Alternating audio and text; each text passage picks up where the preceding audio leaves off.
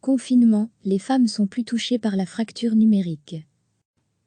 Début avril, une dizaine d'associations de terrain bruxelloises ont signé une lettre ouverte sur la fracture numérique et ses effets spécifiques sur les femmes. Cette lettre a été adressée à 3 ministres de la région Bruxelles-Capitale, Barbara Tract, ministre-présidente de la COCOF, chargée de la promotion de la santé, de la famille, du budget et de la fonction publique, Nawal Benhamou, secrétaire d'État chargé de l'égalité des chances et Alain Marron, ministre chargé de l'action sociale et de la santé. Les associations signataires, d'ancrage très diversifié, alphabétisation, droits des femmes, école de promotion sociale, insertion socio-professionnelle, pointent les difficultés que rencontrent les femmes les plus précarisées dans l'accès au numérique dans ce contexte de confinement. Elles parlent à ce sujet de précarité numérique. Avec le boom du numérique et de la digitalisation depuis quelques années, le rapport à la maîtrise et à l'investissement dans ce domaine montre clairement à quel point les femmes sont impactées par une fracture numérique déjà bien présente, fracture que le confinement rend encore plus visible et prégnante. La question de la fracture numérique, dans notre région existe depuis longtemps et touche les femmes à différents niveaux. Dans notre travail, nous l'observions déjà dans différents secteurs. Toutefois, la situation actuelle de confinement et du tout numérique nous interpelle, écrivent les signataires. Retrouvez en cliquant ici tous les articles des Grenades, le média de la RTBF, qui dégoupille l'actualité d'un point de vue féministe. Elle nous interpelle dans une optique d'égalité des chances, mais surtout et avant tout sous l'angle des femmes dans leur propre réalité de vie et d'accès à leurs droits. En ces temps de confinement, les difficultés liées à la condition féminine sont plus que visibles, car elles s'imbriquent et se complexifient avec les barrières liées au genre et aux rôles sociaux, et questionnent aujourd'hui sans détour la situation socio-économique, poursuivent les associations. Les Grenades ont discuté avec Neye Batili, responsable régional chez Vie Féminine Bruxelles, une des associations signataires de la lettre. Comment êtes-vous arrivé à ce constat ? C'est la réalité de notre travail d'éducation permanente à Vie Féminine, où nous sommes au plus proche de la réalité des femmes. Dès le début du confinement, nous avons mis des choses en place pour rester en contact avec les femmes de notre réseau, pour nous entretenir avec elles. Et certaines d'entre elles ont vraiment du mal à s'y retrouver. D'autres sont très démunies parce qu'elles n'ont pas accès à toutes les informations dont elles ont besoin dans cette période de crise. Nous en avons discuté avec d'autres associations et elles font le même constat. Les femmes des milieux précarisés, les femmes âgées ou les femmes à la tête de familles monoparentales sont impactées de manière négative par le tout au numérique. Nous avons donc amorcé une réflexion pour mettre des choses en place afin de les soutenir. Pourquoi les femmes sont-elles impactées spécifiquement ? Il y a des choix de société qui datent d'avant le confinement. Les filles ne sont pas orientées vers les métiers de l'informatique ou vers les métiers techniques. On préfère qu'elles étudient la littérature ou qu'elles s'orientent dans les métiers du soin. Il y a une vraie inégalité par rapport à l'accès au numérique. Ensuite, il y a la précarité. Les femmes sont plus pauvres que les hommes, elles sont majoritaires dans les emplois à mi-temps. Plus tard, elles reçoivent des petites pensions.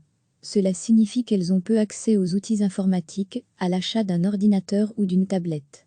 Les femmes migrantes quant à elles cumulent ces deux aspects, l'aspect éducatif et financier, auquel se rajoute bien souvent la barrière de la langue.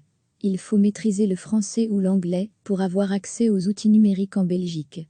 Certaines femmes sont très démunies parce qu'elles n'ont pas accès à toutes les informations dont elles ont besoin. Dans cette période de crise, comment est-ce que cela les impacte ? D'une manière très importante. Le monde est littéralement devenu virtuel. Pour les opérations bancaires, nous sommes orientés vers nos smartphones, il y a de moins en moins de personnes au guichet des banques. Pour avoir accès au chômage ou à la mutuelle, il faut se rendre sur des plateformes en ligne. C'est évidemment encore plus le cas en cette période de confinement, pour les mamans notamment. Si elles n'arrivent pas à suivre les cours des enfants et les devoirs en ligne, c'est très difficile pour elles. Cela génère une vraie inquiétude. D'habitude, certaines peuvent compter sur la solidarité de la famille ou du quartier et trouver de l'aide. Ce n'est plus le cas et elles sont fort isolées.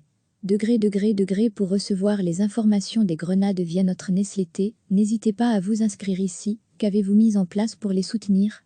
Certaines d'entre nous peuvent se déplacer, nous avons mis des ordinateurs à disposition. Nous essayons aussi de les aider via WhatsApp, nous transmettons les informations. Sur la question des violences faites aux femmes qui augmentent en période de confinement, beaucoup d'informations passent sur les réseaux sociaux, mais toutes les femmes n'y sont pas. Avec la commune de Queckelberg, nous avons imprimé des affiches et nous souhaitons qu'elles soient mises dans les boîtes aux lettres des habitants.es de la commune. Nous avons également écrit à Schaerbeek et à Jet. Il faut trouver les moyens d'atteindre celles qui ne sont pas sur les réseaux sociaux, pourquoi pas par les journaux communaux s'ils sont encore publiés. Ce sont des solutions à court et à moyen terme. À plus long terme, il faut que les politiques prennent en compte cette situation spécifique des femmes et mettent à disposition des ordinateurs à des prix compétitifs. Il faut aussi mettre en place des formations pour donner accès au numérique. Je pense aussi à la cybercriminalité. Les antivirus coûtent cher. Il faut permettre d'utiliser un ordinateur de manière sécurisée. D'habitude, certaines peuvent compter sur la solidarité de la famille ou du quartier et trouver de l'aide. Ce n'est plus le cas, et elles sont fort isolées dans le monde. Cette fracture numérique révèle également les fractures de la société.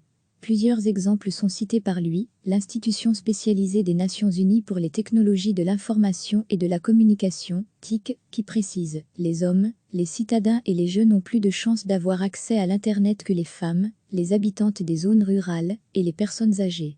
En Afrique et dans la région Asie-Pacifique, des initiatives ont été prises afin d'offrir au public un accès financièrement abordable à l'Internet dans les zones mal desservies, au moyen de technologies fixes, mobiles ou satellitaires. Le gouvernement colombien a mis en place un programme de subvention pour les ménages à faible revenu, qui comprend un mécanisme de subvention pour permettre aux ménages à faible revenu de bénéficier d'un accès à l'Internet fixe. Pour améliorer les compétences numériques tout en garantissant simultanément une éducation de qualité pour tous, le Kenya a mis en place un programme d'apprentissage numérique destiné à faire progresser l'enseignement primaire. En Inde enfin, un IPA low cost a été lancé pour combler la fracture numérique. De plus, l'Inde a récemment lancé une initiative publique pour orienter le pays vers une économie plus numérique, y compris en réduisant la dépendance aux espèces. Si les filles et les femmes n'acquièrent pas d'habileté numérique, elles risquent d'être encore plus marginalisées dans la société et chez elles, écrit l'UNICEF. Si vous souhaitez contacter l'équipe des Grenades, vous pouvez envoyer un mail à lesgrenades@rtbf.be. Les Grenades RTBF est un projet soutenu par la Fédération Wallonie-Bruxelles qui propose des contenus d'actualité sous un prisme genre et féministe. Le projet a pour ambition de donner plus de voix aux femmes, sous-représentées dans les médias. Recevez chaque matin l'essentiel de l'actualité. Début avril, une dizaine d'associations de terrain bruxelloises ont signé une lettre ouverte sur la fracture numérique et ses effets spécifiques sur les femmes. Cette lettre a été adressée à 3 ministres de la région Bruxelles-Capitale, Barbara Tract, ministre-présidente de la COCOF, chargée de la promotion de la santé, de la famille, du budget et de la fonction publique, Nawal Benhamou, secrétaire d'État chargé de l'égalité des chances et Alain Marron, ministre chargé de l'action sociale et de la santé. Les associations signataires, d'ancrage très diversifié, alphabétisation, droits des femmes, école de promotion sociale, insertion socioprofessionnelle, pointent les difficultés que rencontrent les femmes les plus précarisées dans l'accès au numérique dans ce contexte de confinement. Elles parlent à ce sujet de précarité numérique. Avec le boom du numérique et de la digitalisation depuis quelques années, le rapport à la maîtrise et à l'investissement dans ce domaine montre clairement à quel point les femmes sont impactées par une fracture numérique déjà bien présente, fracture que le confinement rend encore plus visible et prégnante. La question de la fracture numérique dans notre région existe depuis longtemps et touche les femmes à différents niveaux. Dans notre travail, nous l'observions déjà dans différents secteurs. Toutefois, la situation actuelle de confinement et du tout numérique nous interpelle, écrivent les signataires. Retrouvez en cliquant ici tous les articles des Grenades, le média de la RTBF, qui dégoupille l'actualité d'un point de vue féministe. Elle nous interpelle dans une optique d'égalité des chances, mais surtout et avant tout sous l'angle des femmes dans leur propre réalité de vie et d'accès à leurs droits. En ces temps de confinement, les difficultés liées à la condition féminine sont plus que visibles, car elles s'imbriquent et se complexifient avec les barrières liées au genre et aux rôles sociaux, et questionnent aujourd'hui sans détour la situation socio-économique, poursuivent les associations. Les Grenades ont discuté avec Neye Batili, responsable régional chez Vie Féminine Bruxelles, une des associations signataires de la lettre. Comment êtes-vous arrivé à ce constat ? C'est la réalité de notre travail d'éducation permanente à Vie Féminine, où nous sommes au plus proche de la réalité des femmes. Dès le début du confinement, nous avons mis des choses en place pour rester en contact avec les femmes de notre réseau, pour nous entretenir avec elles. Et certaines d'entre elles ont vraiment du mal à s'y retrouver. D'autres sont très démunies parce qu'elles n'ont pas accès à toutes les informations dont elles ont besoin dans cette période de crise. Nous en avons discuté avec d'autres associations, et elles font le même constat. Les femmes des milieux précarisés, les femmes âgées, ou les femmes à la tête de familles monoparentales, sont impactées de manière négative par le tout au numérique. Nous avons donc amorcé une réflexion pour mettre des choses en place afin de les soutenir. Pourquoi les femmes sont-elles impactées spécifiquement ? Il y a des choix de société qui datent d'avant le confinement. Les filles ne sont pas orientées vers les métiers de l'informatique ou vers les métiers techniques. On préfère qu'elles étudient la littérature ou qu'elles s'orientent dans les métiers du soin. Il y a une vraie inégalité par rapport à l'accès au numérique. Ensuite, il y a la précarité. Les femmes sont plus pauvres que les hommes, elles sont majoritaires dans les emplois à mi-temps. Plus tard, elles reçoivent des petites pensions. Cela signifie qu'elles ont peu accès aux outils informatiques, à l'achat d'un ordinateur ou d'une tablette.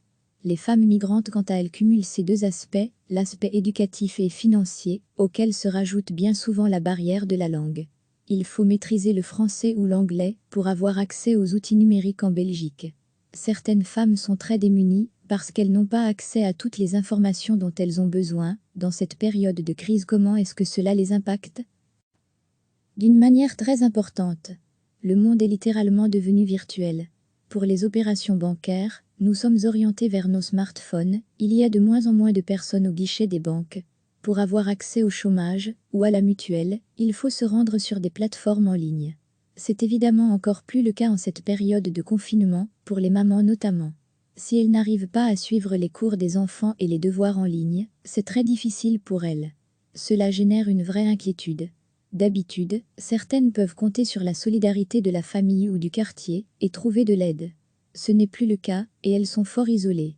Degré pour recevoir les informations des grenades via notre newsletter, n'hésitez pas à vous inscrire ici. Qu'avez-vous mis en place pour les soutenir ? Certaines d'entre nous peuvent se déplacer, nous avons mis des ordinateurs à disposition. Nous essayons aussi de les aider via WhatsApp, nous transmettons les informations. Sur la question des violences faites aux femmes qui augmentent en période de confinement, beaucoup d'informations passent sur les réseaux sociaux, mais toutes les femmes n'y sont pas. Avec la commune de Queckelberg, nous avons imprimé des affiches et nous souhaitons qu'elles soient mises dans les boîtes aux lettres des habitants.es de la commune. Nous avons également écrit à Schaerbeek et à Jette. Il faut trouver les moyens d'atteindre celles qui ne sont pas sur les réseaux sociaux, pourquoi pas par les journaux communaux s'ils sont encore publiés. Ce sont des solutions à court et à moyen terme. À plus long terme, il faut que les politiques prennent en compte cette situation spécifique des femmes et mettent à disposition des ordinateurs à des prix compétitifs. Il faut aussi mettre en place des formations pour donner accès au numérique. Je pense aussi à la cybercriminalité. Les antivirus coûtent cher. Il faut permettre d'utiliser un ordinateur de manière sécurisée. D'habitude, certaines peuvent compter sur la solidarité de la famille ou du quartier et trouver de l'aide. Ce n'est plus le cas, et elles sont fort isolées dans le monde. Cette fracture numérique révèle également les fractures de la société. Plusieurs exemples sont cités par lui, l'Institution spécialisée des Nations Unies pour les technologies de l'information et de la communication, TIC, qui précise « Les hommes, les citadins et les jeunes ont plus de chances d'avoir accès à l'Internet que les femmes, les habitantes des zones rurales et les personnes âgées ». En Afrique et dans la région Asie-Pacifique, des initiatives ont été prises afin d'offrir au public un accès financièrement abordable à l'Internet dans les zones mal desservies, au moyen de technologies fixes, mobiles ou satellitaires. Le gouvernement colombien a mis en place un programme de subvention pour les ménages à faible revenu, qui comprend un mécanisme de subvention pour permettre aux ménages à faible revenu de bénéficier d'un accès à l'Internet fixe. Pour améliorer les compétences numériques tout en garantissant simultanément une éducation de qualité pour tous, le Kenya a mis en place un programme d'apprentissage numérique destiné à faire progresser l'enseignement primaire. En Inde enfin, un IPA low cost a été lancé pour combler la fracture numérique. De plus, l'Inde a récemment lancé une initiative publique pour orienter le pays vers une économie plus numérique, y compris en réduisant la dépendance aux espèces. Si les filles et les femmes n'acquièrent pas d'habileté numérique, elles risquent d'être encore plus marginalisées dans la société et chez elles, écrit l'UNICEF. Si vous souhaitez contacter l'équipe des Grenades, vous pouvez envoyer un mail à lesgrenades@rtbf.be. Les Grenades RTBF est un projet soutenu par la Fédération Wallonie-Bruxelles qui propose des contenus d'actualité sous un prisme genre et féministe. Le projet a pour ambition de donner plus de voix aux femmes, sous-représentées dans les médias. Cliquez sur s'abonner pour recevoir les dernières nouvelles.